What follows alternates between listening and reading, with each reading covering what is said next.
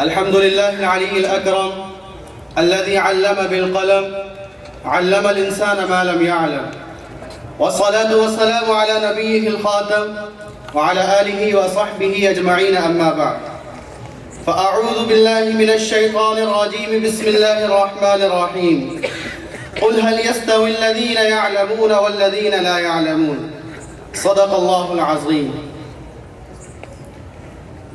Honorable Chief Guest, respected judges, esteemed ulama, dignitaries and dear listeners. First and foremost, I deem it my religious and moral responsibility to greet you with the greetings of Islam. Assalamu alaikum wa rahmatullahi wa barakatuh. Let me also extend my heartiest thanks to all of you for affording me a luckiest bed to shed some light on a very serious and hot topic of these days, I mean religious and modern education.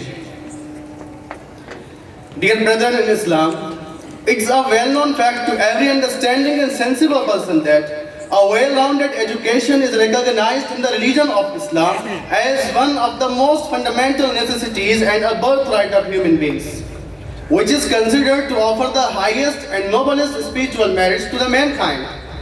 It's education that embodies eternal blessings, because of which the angels were commanded to prostrate before Adam alayhi salatu wasalam, the first human being created by Allah subhanahu wa ta'ala, as he knew the names of things that were taught to him by Allah the Almighty.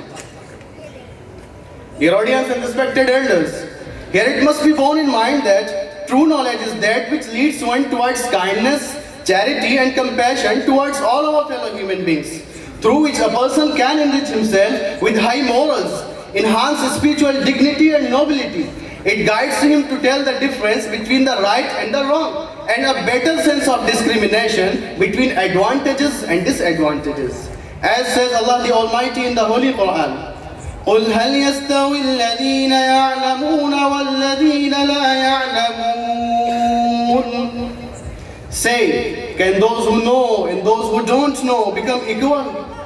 Surah Al-Zumar, verse number 9. In fact, its education shows a man the way to the straight path in order to achieve the eternal pleasure of Allah the Almighty.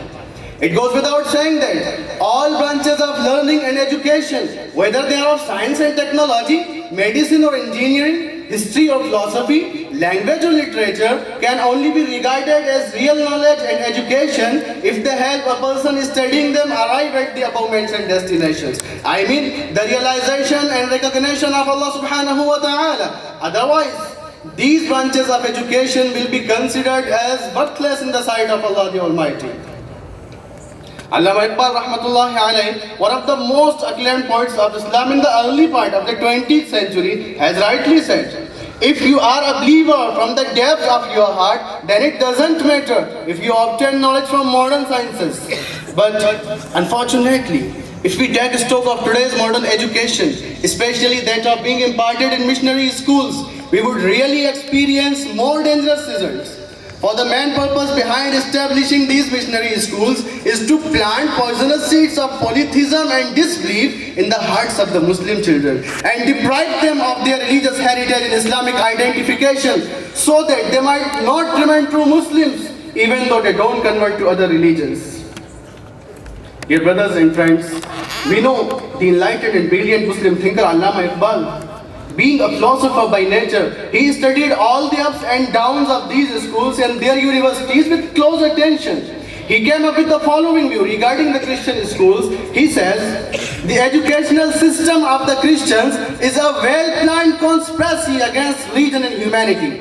As he says, और ये अहले कलीसा का निज़ाम तालीम और ये अहले कलीसा का निज़ाम तालीम एक साजिश है फ़क़त दीन और मुरव्वत के खिलाफ. The teaching that the English have devised against faith and ties has great intrigue contrived.